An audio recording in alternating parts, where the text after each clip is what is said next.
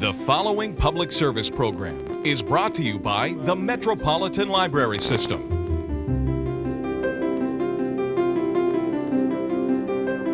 And now, read about it with your host, B.J. Williams. We have a great show for you today, including a talk with Lynda Stephenson about her book, Dancing with Elvis.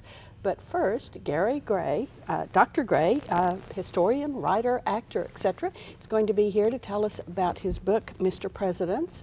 I'm going to ask you, what inspired you to write a book about presidents? Well, I got interested about 10 years ago, and the Tulsa Chautauqua kept coming to Enid, where I live, and presenting these really fabulous historical characters. It'd be 5 at a time, and I kept looking at these people every year and saying, I can do that. And one year they wanted to do a theme on colonial characters. And I said, well, let me try out as George Washington. Well, I tried out and I got rejected right off. Well, I didn't know how to do it. I didn't know all the techniques. And so I did George Washington there in Enid by myself with no sponsorship of any kind. The next year I did Teddy Roosevelt in Oklahoma, and the next year I did James Garfield because I lived in Garfield County. And before long I was just having a ball doing one a year. The local library would invite me and the local museum would invite me, and then towns around Enid would have me come. And so I just became a historian as an avocation. Really loved it. Then got invited to do Thomas Jefferson at the Arkansas Chautauqua. And while I was there, I had all kinds of time. We were there for 4 straight weeks. And I pulled out my computer and started to write these down. I said, you know, these are really, I've learned a lot. There's a lot to share. And I think a book could be interesting if we did the presidents in first person, like a Chautauqua type talk is anyway. And so 2 years later, 100,000 words later, I had put together Mr. Presidents. And so that's my first book as a historian. And it was a lot of fun, and I think it's a very valuable book. It deals with 6 presidents: George Washington, Thomas Jefferson, Andrew Johnson is my most obscure character. I thought that the impeachment process that Andrew Johnson was taken through was just remarkable. James A. Garfield is an absolutely fascinating man, a rags to riches type story. He was 49 years of age. He was a brilliant man, one of the 3 or 4 most brilliant men that's ever been our president. And he was shot, 49 years of age. So we never got to, I could sit and dream about what presidency might have been. What it could have been. Teddy Roosevelt, of course, is just full of bluster. FDR is a fabulously interesting character. I now work with Irma Stewart of Edmond, and we have put together a Franklin and Eleanor now, which is a new approach. I do Franklin 3 days before he dies in 1945. Eleanor does 1948, just after she's received her the United Nations ratification of the Human Rights Amendment. And then I also did Douglas MacArthur. Decided to do a general for a change, and that was fun. And so all of these characters, once I started writing them, of course I then had to research them far more to get them down and get all the footnotes in and so forth. And well, you had very interesting. Had mentioned earlier that you had to read a significant number of biographies for each one of these, and then I imagine the most difficult part would be distilling down thousands and thousands of pages to a small segment in a book. What I originally started out doing was taking a year with each one. So I would spend 9 months reading about 15 books. Then for 2 months I'd let it gel, and then it was time for my presentation. I could stand up and it just flew. It just flew out of me. There was a process. I had become that person, in other words. Yeah. Then as I got further into it, then I took it even more seriously. I started going to every place that those people ever were. and it got real easy for most of them. But then I did Douglas MacArthur and went all the way to Japan and the Philippines and to New York and all of the West Point and all the places that he served, and got kind of ridiculous, but fun. Oh my, was it fun. And then of course, more and more as I got into these characters, I went to the primary sources and tried to get exactly the feel when they were writing to other people. What were they thinking at that particular moment? Now, you're actually going to be doing Teddy Roosevelt at the local downtown library, aren't you? At the Norwich Library. Teddy Roosevelt is unique of all my characters because he's based in Oklahoma. He had some fabulous experiences dealing with Oklahomans. And he's also special because Teddy Roosevelt only had one state that came into the Union while he was president, and that was Oklahoma. And the gentleman, one of the gentlemen that I feature is Governor Frank Franz, who was a Rough Rider. And Frank Franz then was the Oklahoma Territorial Governor, brought Oklahoma in as a state, and some great interrelationships between those two. Now, you're actually going to be here on May the 7th. I think we can put up on the screen the date. May the 7th at 2 o'clock, the downtown Norwich Library, the brand new library, up there on the 4th floor in the 46th, they call it 46th Star Auditorium. And it's open to the public. But Free of charge. But it's suggested that you get there early because there's limited seating. So if we want to see Teddy Roosevelt roar into Oklahoma. Well, he'll roar, I'll tell you that much. Now, there's more bluster in that than you can imagine. Now, you also have done DVDs of all of these appearances, and they are available as well as the book at your website, mrpresidents.com, and they can come and buy one or all of the DVDs and also pick up a copy of the book. I would love for them to do that. To learn a little bit more about our history. I think, as you said, Roosevelt is the most interesting because he did help create the state of Oklahoma. He made it a territory and was here to give it a little boost, although I understand he thought our Constitution was one of the longest ever written. But he did think that Oklahoma would be a Republican state, and he just didn't take advantage. It didn't quite work out. That liberal Democratic paper in Oklahoma City caused a great difficulty, the Daily Oklahoma. Oh, okay. So Mr. Roosevelt wasn't too fond of that. Didn't like the Daily Oklahoma. It was way too liberal. Oh, dear. Well, that puts a new light on Teddy Roosevelt, doesn't it? Well, I hope everybody comes to see you on May the 7th and that they pick up and enjoy your book. I do too. Thanks very much for being with us. Thank you, BJ. Gary Gray has been telling us about his book, Mr. Presidents. You can find it at your library and your favorite bookstore. Coming up next, I get a chance to ask M.J. Vandeventer of the National Cowboy and Western Heritage Museum, who usually is quizzing community readers about leaders about what they read, what she has read recently. I think you'll enjoy what she had to say.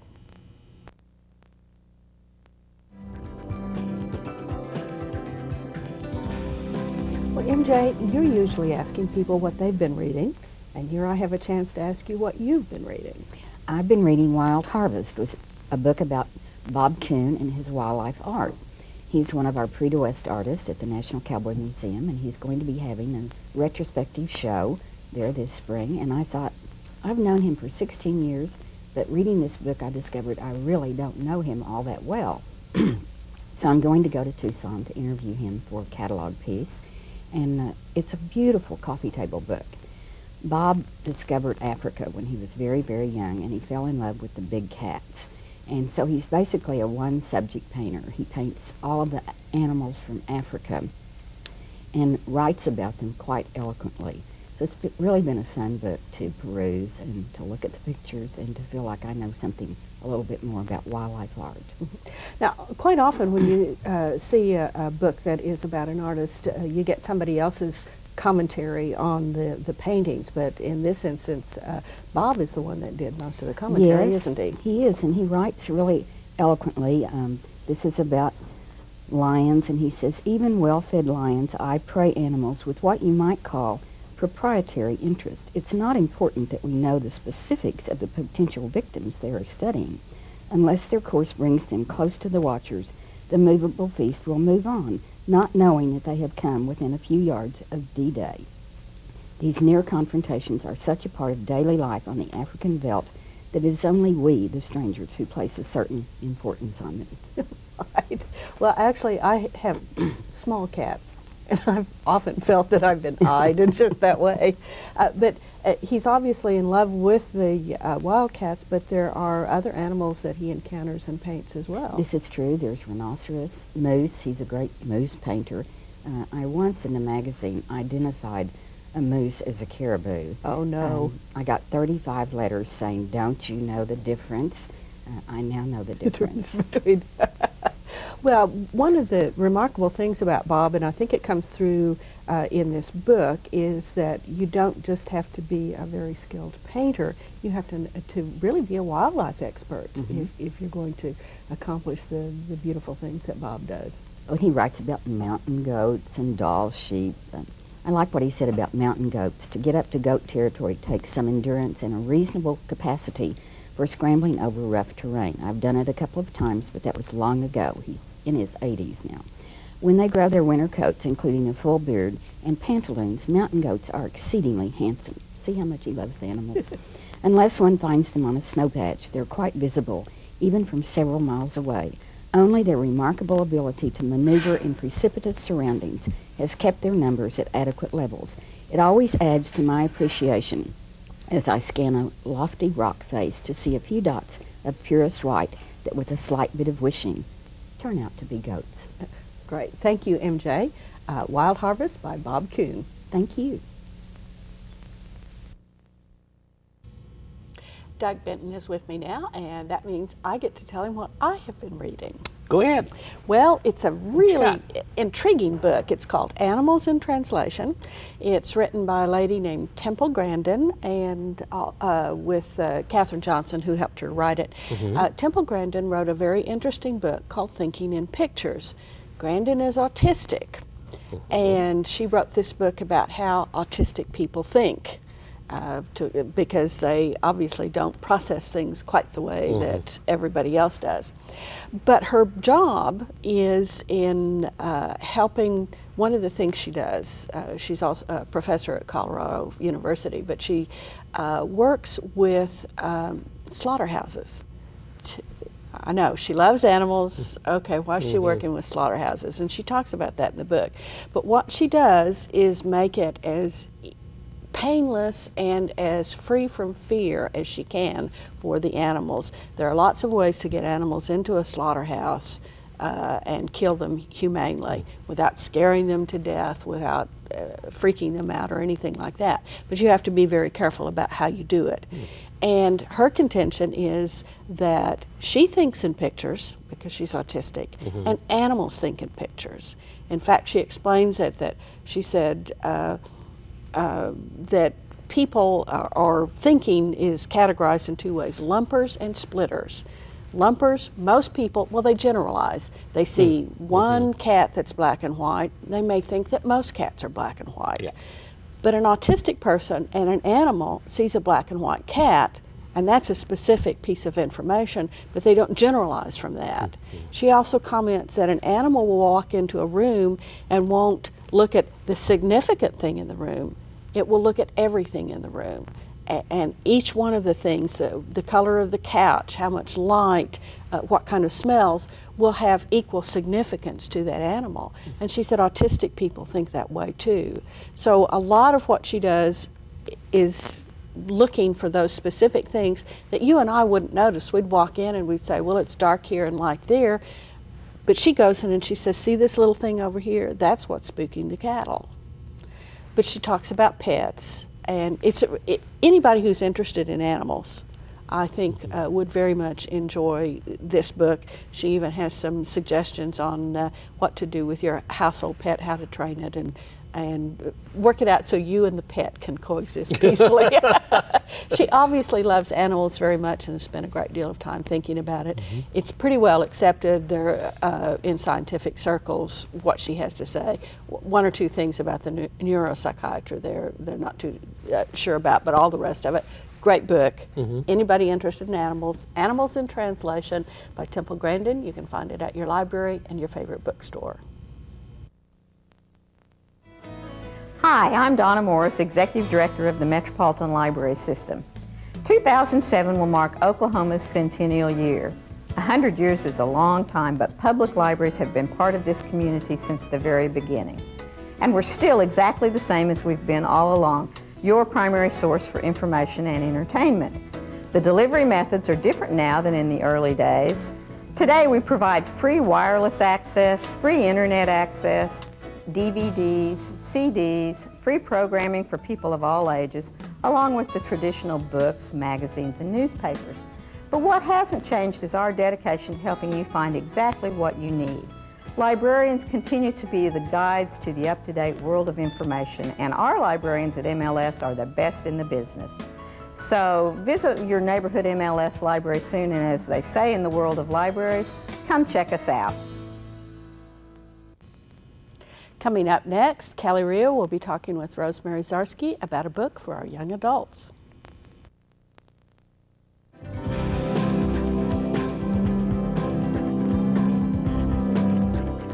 Hello, we're here today with Rosemary Zarsky. She's from the Choctaw Library.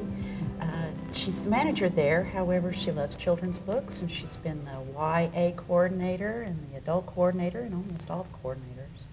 So I'm glad that you brought For Freedom today. It's by Kimberly Brubaker Bradley. Tell me something about why you like this book. Well, I've always been a World War II haunter of books. I find it a very intriguing time of history. And this is a story of a very young girl who wanted to be an opera singer. And she got into the resistance movements because she saw what was going on. She lost friends in bombings that had nothing to do with the military. And so that's why she thought, oh my, there's more going on here. She saw the only black family in town disappear and said, oh, I guess Hitler hates Jews and blacks. So this takes place actually in 1940? Around 1940? Around that, but it's actually getting, it's about when Cherbourg was bombed for the first time. It's where it opens, and then it goes on. And she's not really used a lot until the invasion. And then all of the spies are being used a lot, and of course they're being caught one by one. Now, I read I read some reviews, and the description sounded like this was a true story. It is definitely based on a true story. The author's husband said, you've got to hear the mother's story of one of the people he worked with. And so she went and listened, and this is what came from it. So it's taken from, but it's fictionalized. It is a fictional, it's listed as fiction, but it's based on a true story. And it says it's the youngest, talks about the youngest spy, the youngest female spy. So this is a really good book for teenagers, girls and boys, because of the vital part that this character plays in the story. Right, and the boys will find it interesting to understand what her brothers are going through. One of them can't ever fight, and the other's too young. So it has that point of interest in it too. Sounds like a great story. I wish that I had read it so that I could visit with you a little more completely on it. It's by Kimberly Brubaker Bradley. It's called For Freedom, the story of a French spy. And we know that you'll really enjoy this book at your favorite library or at your local bookstore. Thanks. With me now is Lynda Stephenson. She's going to be talking about Dancing with Elvis, which is has been nominated and won awards. It was the feature cover story of the fall issue of the Bulletin of the Center for Children's Books, which is pretty impressive. A children's book sense picks for 2005-2006, which is the independent booksellers.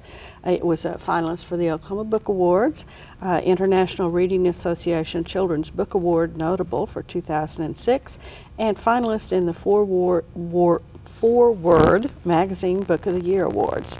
And the winners for that will be announced very shortly. So we will wish you lots of luck on that. Thank you. Now, Dancing with Elvis is set in the 1950s in a small West Texas town. What inspired you to write about that? Well, that's a good question, and people ask me that quite often. I have written all my life. I was an English teacher and written short stories and poetry. But when I retired, I started taking some creative writing classes because I really wanted to write some seriously. And I was told, think of a conflict, some conflict that you can imagine. So I thought of, I had recently read several books that dealt with abuse. And so I thought that that would be a good conflict to write about. But I started Dancing with Elvis as a short story. And the first 3 chapters were the story. I wrote it and then attended a workshop at Calvin College 4 years ago and presented it. And afterwards, people came up to me, including the professor, and said, that is not a short story. That is the beginning of a novel.